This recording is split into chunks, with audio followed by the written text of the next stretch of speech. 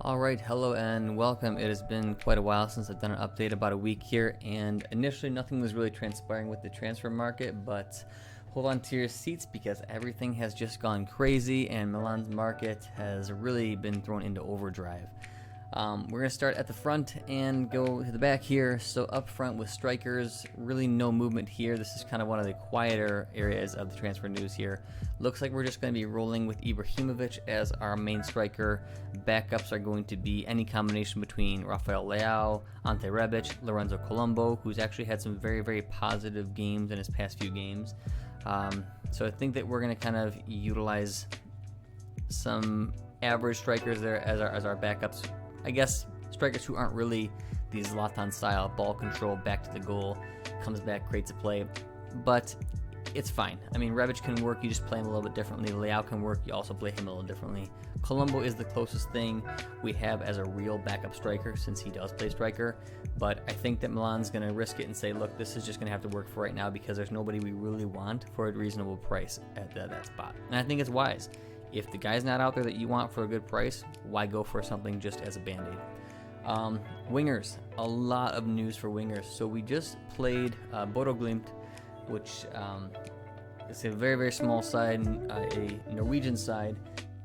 And while we were playing them, we discovered a breakout star with the name of Jens Petter HAUGE or HAUGE. I'm not sure exactly which way you say it, but either way, he is a young Norwegian kid, and right now Norway is rocking with talent as far as producing names like Erling Haaland and Martin Odegaard, Christoph Ayer. So there are really some good young Norwegian talents kind of coming out.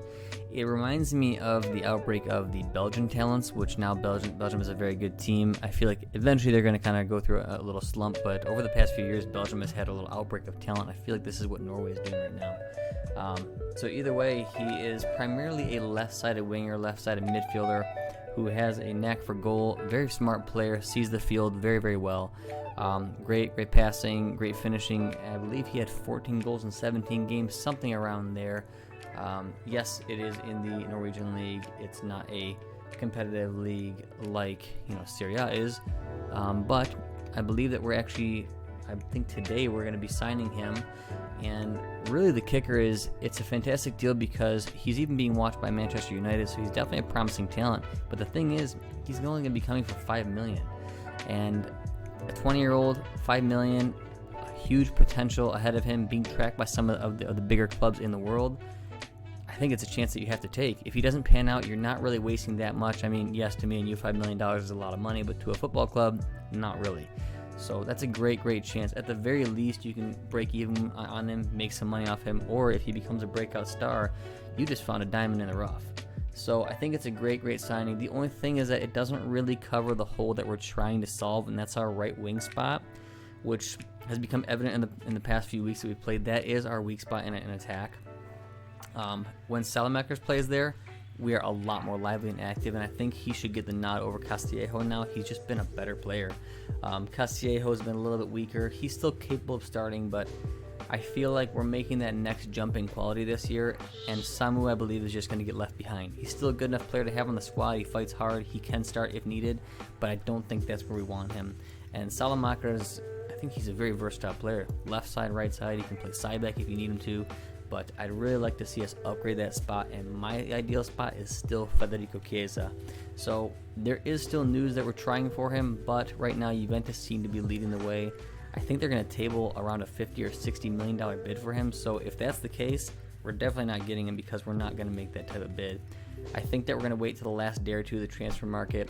If Rocco Commisso is willing to make a deal because Juventus does not go for him, maybe Milan can swoop in there, pay somewhere around 40, 45, maybe 50 total with some bonuses and whatnot. But I believe that we're just playing the waiting game and seeing what happens because I don't think we have the funds to make that $50 to $60 million investment. And I understand it. It sucks because I'd like Milan to have a few more Italian players, especially talented ones who we have for years to come, but money is a thing, and right now Milan does not have a lot of it. So I get it. It makes sense. I think that the Jan Peter HAUGE signing is a smarter signing. It does not replace the right wing Chiesa signing that we may be going for, but he can play on the right, although he is primarily a left-sided attacker. It's just going to give us some depth where we desperately need it. Now Ante Rebic is out for a few weeks with a elbow dislocation. Fortunately, he avoided any big injuries, but we are definitely going to have some depth issues. So I think it's a brilliant signing, especially because it's only $5 million. So that's the little update as far as attack and wingers goes. We're signing HAUGE, and we may still try for CHIESA depending upon how things go here. When you back up to midfield, there's not as much going on in midfield. For some reason, we're still being linked with a late move for Bakayoko. I don't think we're going to do it anymore. I don't think Krunic is looking like he's going to be sold or leave in the last few minutes here, so we'll see what happens. There's only a few days left of the transfer market, but I think we probably just keep it where it's at unless we have a very good deal. Bakayoko is willing to go down 20 million, or at least the team is willing to take 20 million for him. But I just heard that PSG is going to be offering 30 plus for him, so by all means, go for it. If you want to pay 30 million, go for it. So I think we're kind of doing a similar thing to CHIESA, and we're just going to wait, see if the price drops on Bakayoko, see if he's available. Maybe we go for him, maybe we don't. In my opinion, that's not where we should be focusing our money. I think we should really be focusing our money on right wing and center back. That's it. That's our priority. And I would be totally fine keeping Rade Krunic. He's a hard worker. He's very versatile. He's not great, but he'd be fine for the season that we're just trying to reach Champions League slot. If we were trying to get Scudetto, I think we'd be singing a different story, and we would have to upgrade so we'd have 4 quality midfielders to take the season home. That's pretty much midfield. Side backs, there actually is a little bit of news. Actually, before I go on to side backs, I would like to kind of finish out with midfield. We are going to be selling Lucas Paqueta, which is actually going to be a pretty great move because we weren't going to be able to sell Paqueta, and this was going to be a big boon for us because we were going to take a hit on the books, but I believe we're going to be able to sell him for 21 million, which is actually pretty awesome. He's going to be going to Lyon. I think a lot of what had to do with that is Juninho is working for Lyon. He still has a lot of faith in Paqueta, and truthfully, I think Paqueta's probably going to shine. If he's got somebody who gives him confidence, puts him in the right spot, puts him a little bit closer to the goal, he might just do awesome. Either way, he's not going to work for us, so I think it's a good move for both teams. It gives us much needed cash, and it gives Lyon a good player who might actually explode. So it's good for Lyon, good for Paqueta, good for Milan. I'm totally fine with this sale. It's too bad he couldn't work out for us as he had so much potential early on, but it is what it is, and I think this is a great choice. So well done by Maldini to get this across the line. I feel like it's just down to some signatures now, but in the coming days here, maybe even today or tomorrow, we should have the official sale of Paqueta to Lyon, which is great. So that does free us up some money, and that's why we were thinking, is Milan now going to go for Chiesa if Juve don't, or are we going to go get a center back or both? So now let's move back to the side backs and center backs. Let's start with the side backs because there's not as much movement here. One actual rumor is that we are thinking about going for Diogo Dalot. Manchester United is who he plays for right now, and we're thinking about bringing him in. He is a right back, and so usually either Andrea Conti or Calabria would have to leave. I personally would enjoy it if Andrea Conti left, because I just don't think that he has much to offer us anymore. After his injuries, he's really just been a shell of himself, and I've seen no sparks of getting that back. Not even his speed. He hasn't even really recovered his full speed that he used to have. So I think it's probably time for Conti to move on, but I don't think he's going anywhere, to be honest. And I really don't want to sell Calabria. He's been excellent. He's been one of the top performers over the past several games here, and it just shows what a little bit of faith in somebody can do. If we brought in Dalot, though, I believe that all we're going to be doing is bringing him in as a loan. We're going to hope for a loan with an option to buy. I believe Man U wants a loan with an obligation. I don't think we're going to accept a loan with an obligation at all whatsoever. So we'll see what happens. We might even accept a dry loan just to have some good depth at that spot. So we'll see, but that's the possible news. Left back has kind of dried up. I think we're just going to stick as is. There hasn't been any more news. Mikolenko was kind of talked about as a possible backup to Theo Hernandez, but I don't believe that that's going to be going down anymore.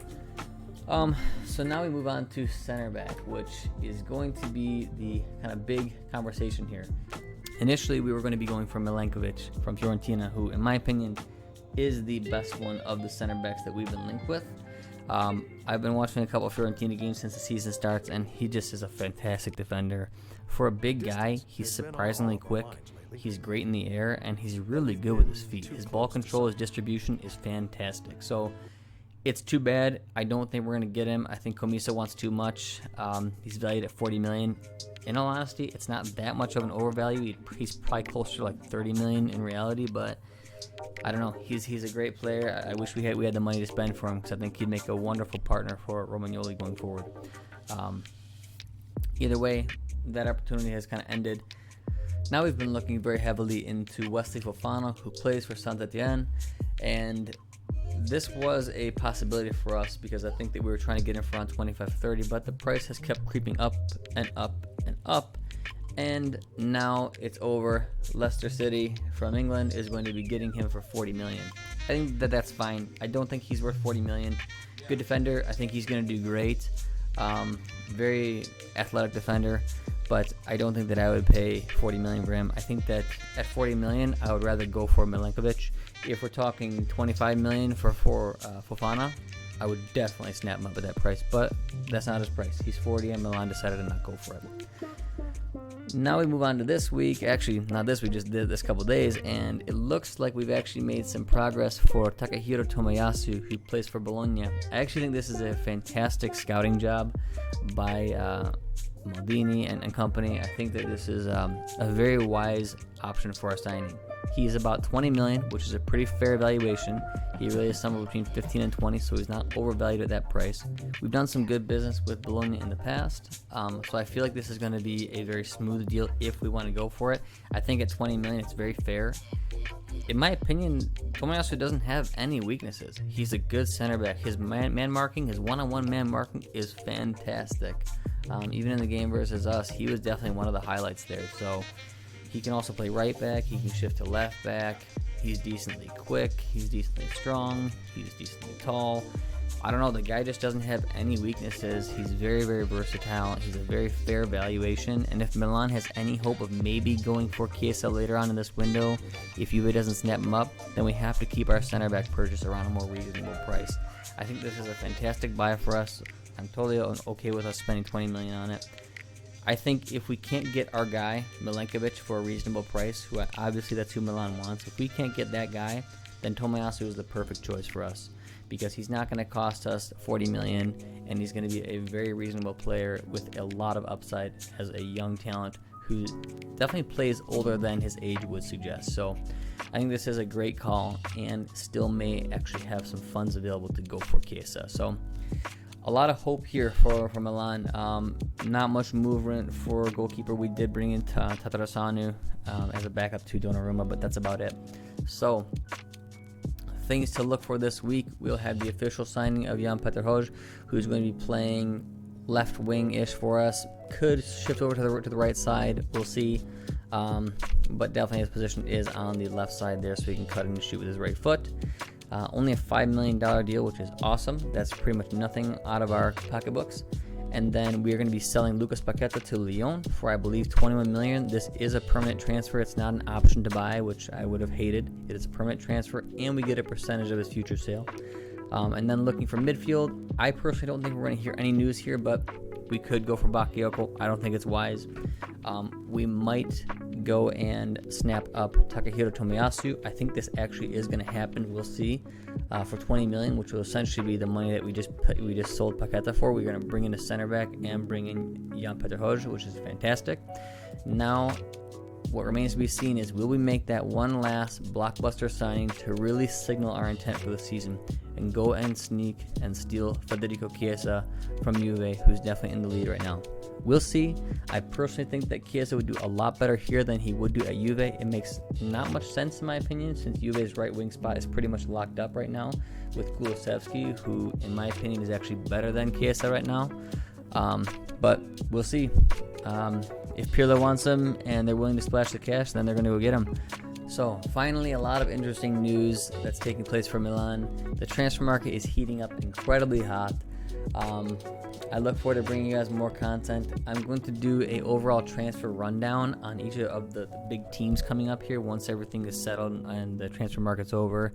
Go through the top teams: Juventus, Inter, Milan, Atalanta, Roma, Napoli, kind of do those few teams there and do a little transfer breakdown as far as how I believe that their transfers went and give them a ranking.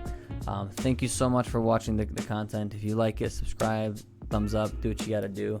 I appreciate you all, and as always, Forza Milan.